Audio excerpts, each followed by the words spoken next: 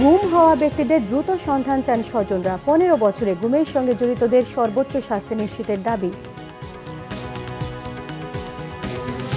আওয়ামী লীগ সরকারের আমলে গুমের সঙ্গে জড়িতদের বিচার করা হবে বলেছেন ডাক্তার জাহিদ। এ পর্যন্ত 10 কোটি টাকা ত্রাণ দিয়েছে বিএনপি। ফেনী, নোয়াখালী, লক্ষ্মীপুর সহ বেশ কিছু জায়গায় বন্যা পরিস্থিতির উন্নতি, জেগে উঠছে বন্যার ক্ষত, দেখা দিয়েছে পানিবাহিত নানা রোগ। দেখছিলেন টাউন সিমেন্ট সংবাদ শিরোনাম, এবারে পুরো সংবাদ। গুম হওয়া ব্যক্তিদের দ্রুত সন্ধান চান স্বজনরা, এজন্য অন্তর্বর্তী সরকারের কাছে দাবি জানিয়েছেন তারা। এদিকে নাগরিক ঐক্যের সভাপতি মাহমুদুর রহমান মান্না অভিযোগ করেন, শুধু ঢাকাতেই নয়, দেশের বিভিন্ন স্থানে আয়নাঘর রয়েছে। আন্তর্জাতিক গুম প্রতিরোধ দিবস উপলক্ষে কেন্দ্রীয় শহীদ মিনার প্রাঙ্গণে মানববন্ধনের আয়োজন করে মায়ের ডাক। গত 15 বছরে গুমের সঙ্গে জড়িতদের সর্বোচ্চ শাস্তি নিশ্চিতের দাবি জানান স্বজনরা। তারা বলেন, এতদিন প্রকাশ্যে মন খুলে দাবিটুকুও জানানোর সুযোগ ছিল না। নতুন বাংলাদেশে স্বজনদের অস্তিত্বের সন্ধান পাওয়া যাবে, মিলবে বিচার, এ প্রত্যাশা তাদের। মানববন্ধনে নাগরিক ঐক্যের সভাপতি অভিযোগ করেন, শুধু ঢাকাতেই নয়, দেশে বিভিন্ন জায়গায় আয়নাঘর রয়েছে। বলেন, 5 আগস্টের পর নতুনভাবে যে জাগরণ সৃষ্টি হয়েছে, একে অনেকে স্বাধীনতা বলে আখ্যায়িত করছেন। কিন্তু এমন সময়েও যদি স্বজন হারারা তাদের স্বজনদের ফিরে না পান, তাহলে সেই স্বাধীনতা ব্যর্থ হয়ে যাবে।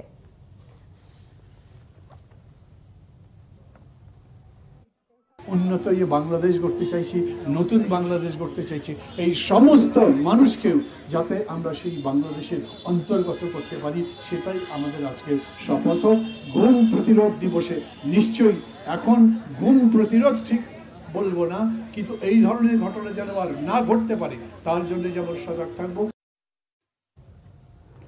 বিএনপি স্থায়ী কমিটির সদস্য ডাক্তার AZM জাহিদ হোসেন বলেছেন, আওয়ামী লীগ সরকারের আমলে গুমের সঙ্গে জড়িতদের বিচার করা হবে। জানান, স্বৈরাচারী হাসিনা ক্ষমতায় থাকতে অসংখ্য বিএনপি নেতাকর্মীদের গুম খুন করেছে। যারা এসব ঘটনার সঙ্গে জড়িত তাদের সবাইকে আইনের আওতায় আনা হবে বলে তিনি জানান। নয়াপল্টনের বিএনপি কেন্দ্রীয় কার্যালয়ে বন্যার্তদের জন্য দলীয় নেতাকর্মীদের কাছ থেকে ত্রাণ সংগ্রহ অনুষ্ঠানে এসব কথা বলেন ডাক্তার জাহিদ হোসেন। ছাত্র জনতার আন্দোলনে বিএনপি নেতাকর্মী সহ যারা শহীদ হয়েছেন তাদের আত্মার মাগফিরাত কামনা করেন তিনি। পার্শ্ববর্তী দেশের কারণে বন্যা হয়েছে বলে অভিযোগ করেন। বলেছেন, বিএনপির ভারপ্রাপ্ত চেয়ারম্যান তারেক রহমানের নেতৃত্বে দলটি বানভাসীদের ত্রাণ সহায়তা করছে। দলের নেতাকর্মীদের পাশাপাশি দেশবাসীকে বন্যার্তদের সহায়তায় এগিয়ে আসার আহ্বান জানিয়েছেন বিএনপির এই নেতা। এ পর্যন্ত বিএনপির পক্ষ থেকে 10 কোটি টাকা ত্রাণ দেওয়া হয়েছে বলেও তিনি জানিয়েছেন।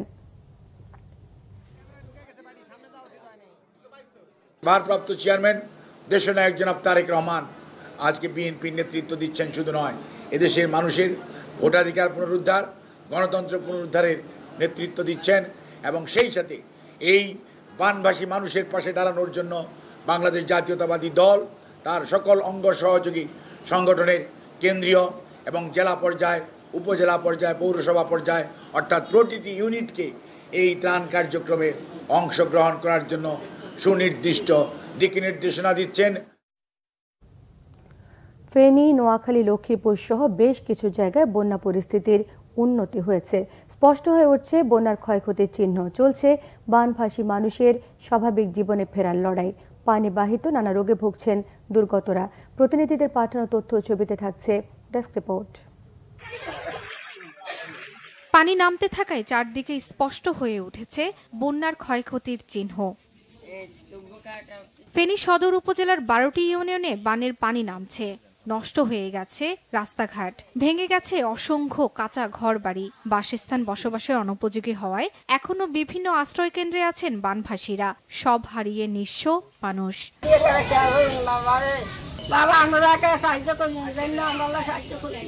এখন আমরা গরু, ছাগল, ভেড়া, হাঁস, মুরগি সব শেষ। ঘরের মাল সামান যা আছে সব শেষ। এখন আমাদের তিল করা গড়া আমাদের 15-20 বছর ইনকামের যা ছিল সব আমরা আমাদের এই যে বন্যার পানিতে সবকিছু বেশি গেছে। পানি কমে গেছে, কিন্তু দুর্ভোগ অসুস্থ শুরু হয়ে গেছে এবং কি সর্দি কাশি হইতে লইয়ারে সমস্ত জিনিসকে এখন বিমারি ছড়াই যাইতেছে। দুদিন ধরে বৃষ্টি না হয় নোয়াখালীর জেলা শহর মাইজদী, সোনাইমুড়ি ও চাটখিল উপজেলার পরিস্থিতি কিছুটা স্বাভাবিক। তবে এখনো পানিবন্দী 8টি উপজেলার 87টি ইউনিয়নের 21,25,500 মানুষ। বিশুদ্ধ পানি ও খাদ্য সংকটে প্রত্যন্ত অঞ্চলের আশ্রয় কেন্দ্রগুলো। যারা ভিতরে ভিতরে পরিবার এখন পর্যন্ত কয়েক হাজার পরিবার পানিবন্দী, তারা কোনো ত্রাণ কিছু পাচ্ছে না। লক্ষ্মীপুরেও ধীরগতিতে নামছে বানের পানি। বিভিন্ন সড়ক থেকে পানি নামলেও এখনো তলিয়ে আছে ঘরবাড়ি। চরম ভোগান্তিতে হতভাগ্যরা। বন্যার ক্ষতি কাটিয়ে ঘুরে দাঁড়াতে সবার সহযোগিতা প্রত্যাশী বানভাসীরা। শর্মিলা কেয়া, বাংলাভিশন নিউজ ডেস্ক। এই ছিল এখনকার মতো। পরের সংবাদ সন্ধ্যে 6টায়। 5টায় রয়েছে নিউজ টপ 10 দেখার আমন্ত্রণ রইল। এছাড়া বাংলাভিশন সংবাদ এবং সংবাদ সংশ্লিষ্ট অনুষ্ঠান দেখতে ভিজিট করুন www.bbnews24.com, facebook.com/banglavishnnews-এ সাবস্ক্রাইবও করুন, youtube.com/banglavishnnews-এর সঙ্গে থাকায় সবাইকে ধন্যবাদ।